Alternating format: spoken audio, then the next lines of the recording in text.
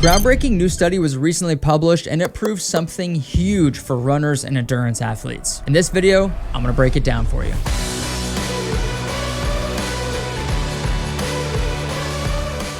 So this study that I'm gonna break down for you guys was just published in 2025 in the American College of Sports Medicine Journal. It was a randomized control trial where the researchers took 28 well-trained male runners, all of them about 39-minute 10K runners. And for 10 weeks, half of them only trained running and the other half trained plyometrics and strength training twice a week.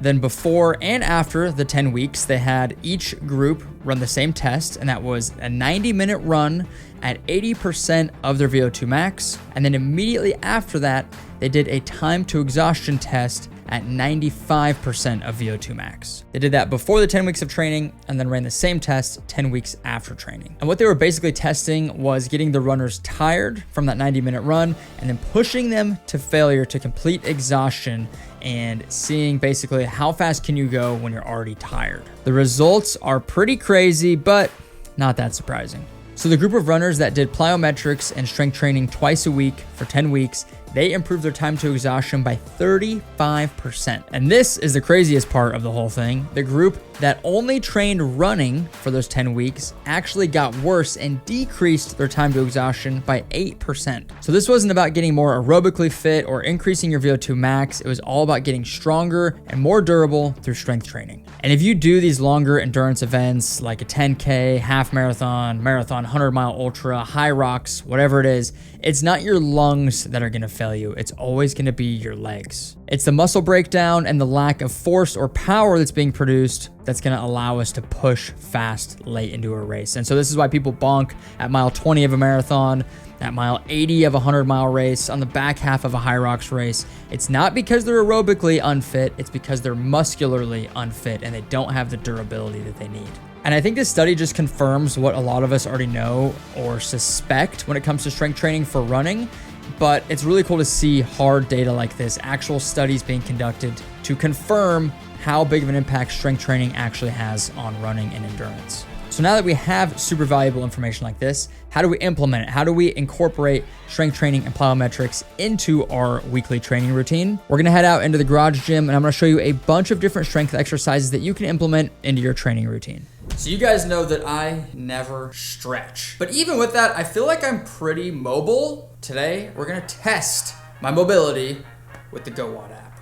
Let's do it. All right, this test takes 12 minutes to complete, so it's pretty quick. It's gonna have us go through like a series of movements, and then within the GoWatt app, you can put what your results were, and then we'll get a mobility score at the end. First, standing forward bend.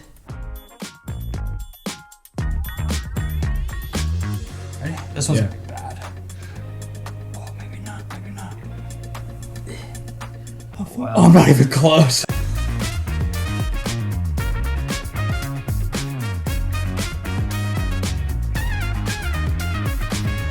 Oh, I push. Oh, and then this is how far I can push my knee down. What? Not at all. Yeah, about the same.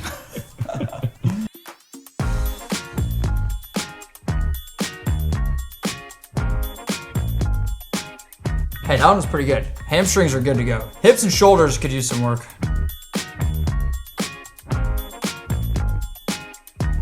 Decent. This is actually really cool. It uses the like gyrometer in the phone to tell you the exact rotation.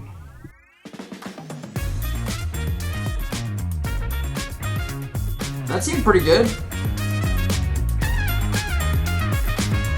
My body cannot do an overhead squat.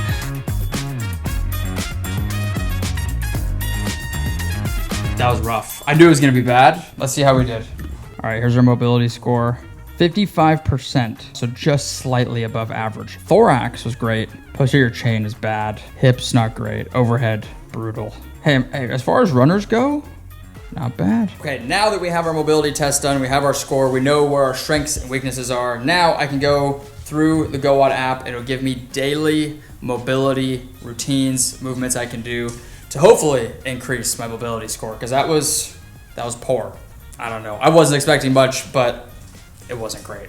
So There's a link down in the description if you guys want to go check out GoWOD, test your mobility score, see if you can beat me.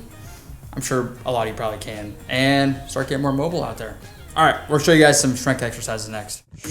So how can you implement strength training into your running routine? We're gonna break it down for you here in the gym. The first big thing I would recommend is doing 2 different leg workouts per week. The first one should be a heavy strength focused day, with the second one being more plyometric, explosive based. Another big thing to keep in mind is I would do that first heavy day on the same day as your speed workout, and then on your long run day is when I would do your more explosive kind of accessory type of day. So today what I'm gonna do is walk through every single movement that I like to implement into my training and show you how you can break it up, implement it into your routine.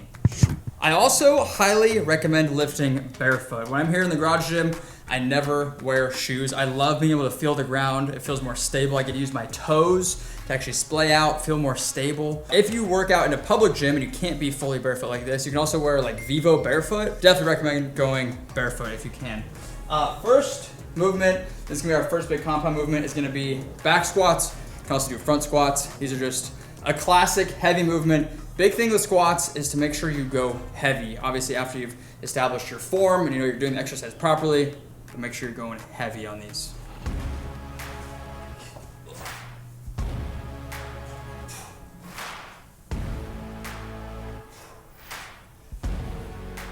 Next up, we've got deadlifts. This is one of my favorite exercises for running because it focuses primarily on the posterior chain, which is calves, hamstrings, glutes, which are the muscles you use most when running.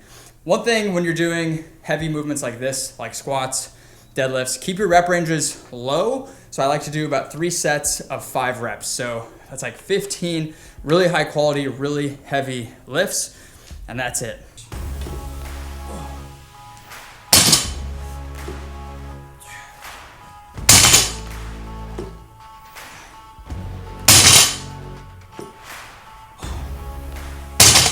Next exercise that I like to do on my heavy strength days is lunges. So these, you can grab kettlebells, dumbbells, so you can throw a barbell over your shoulders. But with these, again, the key is to go heavy. We're gonna be nice, slow, controlled on the way down, and then explode on the way up. For these, I like to do 3 sets of 6 on each leg.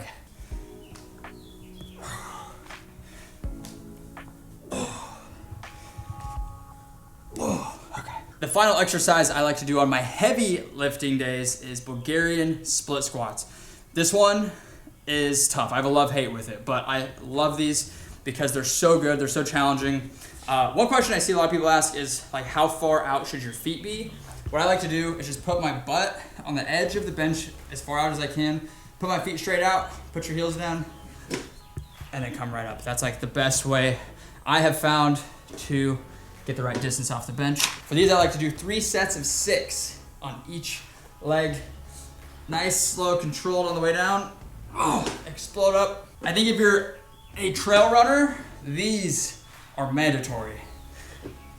These are gonna help with the downhill aspect. Running down a mountain. So for me, personally, training for Swiss Alps 100 later this year.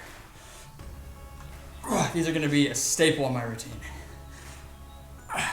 Also, I know you guys are gonna be asking me, Jeremy, what are those shorts? Those are so cool. I'd love to tell you, thanks for asking. These are the Jonji AFO Middle Ultra Shorts. These things are so freaking good. Some of my favorite shorts to wear, not just when I'm working out, but like daily. They have 2 front zipper pockets, 2 front zippers, can't beat that. There's also a little internal pouch with a clip where you can put your keys or anything valuable in there. And then on the butt, you also got a zipper pocket back here. And this print is sick. These ones might be out of stock last time I looked, but they have so many other cool prints, so many colors. I run in these, I lift in these, go to the grocery store in them. They're really, really comfy. I enjoy them. There's a link down in the description if you want to check out Jonji. Their stuff is super high quality. I love it. You guys see me wear it all the time. Highly, highly recommend checking out some Jonji shorts and shirts too. All right, now we're gonna move into the more plyometric, explosive type of strength movements. So again, this is one you're gonna wanna do later in the week, probably after your long run. First, we're gonna do some box jumps. I am so bad at jumping, probably like my weakest movement ever. We're gonna do 5 sets of 3. So just 3 really high quality jumps. Don't have to do a lot of volume for these. Just make sure it's high quality each time. So load up. This box is a little short too, so I'm gonna go over, but just really load up, focus on getting as high as you can. This box is a little low. Now we've got depth drops, or I like to call them death drops because they can be deathly. That's stupid. Okay, these I think, again, if you're a trail runner or you do a lot of downhill running, these are essential. You're building that impact, being able to absorb that load as you hit the ground. So pretty simple movement. Just come out on the edge and you're gonna drop and absorb that load. Same thing as box jumps, basically just the opposite. But we're gonna do 5 sets, 3 reps at a time, just really high quality. Again, for me, doing Swiss Alps 100, there's 33,000 feet. That's 10,000 meters of descent over 100 miles. That's a lot of downhill running. I gotta get my knees and my quads bulletproof. Next plyometric movement is gonna be split squat jumps. So these are pretty simple. You're gonna go into a lunge, and as we come up, we're gonna jump, switch feet, land on the other side. So come down, nice, slow, and controlled. Pop up. These I like to do 5 sets of 5 on each leg. Not a ton of reps, just making sure you're doing them controlled and really high quality. Next up, we've got box step-ups. Also one of my favorites, especially if you are doing trail or mountain running. You guys see me do these all the time. These, you can do one of 2 ways. You can either go really heavy, but that's gonna affect your form a little bit. I personally kind of like to go a little bit on the lighter side and just do more reps. Make it a little bit more kind of plyometric. I also love doing the knee drive at the top just to make it a little more stability and balance focused. Obviously this is really simulating hiking, running uphill. So it's very hamstring, glute focused. For these, I like to do 3 sets of 8 to 10 on each side. What you can also do, if you want to make it a little bit more plyometric, go no weights. And when we get to the top, we're going to jump. So a little bit of plyo.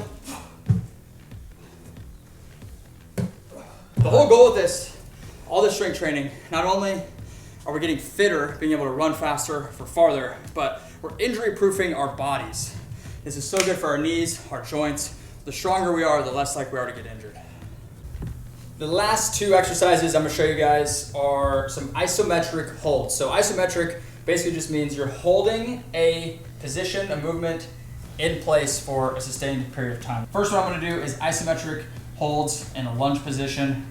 These might look simple, but they're far from simple. They're far from easy. Literally just hold it. I like to do about 30 seconds on each leg. Just get nice and deep. Everything at a 90-degree angle. So hips, knees, ankles, everything 90 degrees. Just hold it here. If you're new to this, just hold it as long as you can, basically. I usually like to do at least 30 seconds. And then we'll switch. Great thing about isometrics is you're just forcing all of that blood flow, just letting it sit in those muscles, forcing you to be stable. It's almost like Pilates. Like Pilates is basically isometrics. Oh, and they're so freaking hard. For these, I'll do 3 sets, 30 seconds each leg. Oh, yeah. Those, you'll feel the burn, I promise. And our final exercise, final isometric hold is calf raises. So for these, I would probably start without a weight first. If you want to level up, you can grab a weight and just, you can hold something for balance here. You're just gonna go up, hold at the top. I like to do about 10 seconds at the top, and then very, very slowly work my way down. Explode up, hold it, about 10 seconds. Get the iso hold, and eccentric on the way down. Hold it there for the stretch. Pop back up. Calves. These are an underrated exercise. Sometimes I forget to focus on my calves, but I think doing these really helps keep that Achilles strong. If you have Achilles problems, highly recommend doing some calf raises. That is the video. Thank you guys so much for watching. Hopefully you got something out of this. Again, it's really cool that we have these studies coming out confirming a lot of what we already knew about how important strength training is for running and endurance. So whether it's a mile you're training for, a marathon, a 100-mile race, a high rocks, you gotta get in the gym, you gotta do some strength work. Not only is it gonna make you stronger as a runner, you'll be able to run faster and farther, but you're also gonna injury-proof your body and just allow yourself to do this stuff for your whole life and stay healthy in the process. So hopefully this was helpful. Thank you guys for watching again. Thanks for all your love and support. Thank you to John G and GoWad for sponsoring this video. We'll see you all in the next one. Love you guys.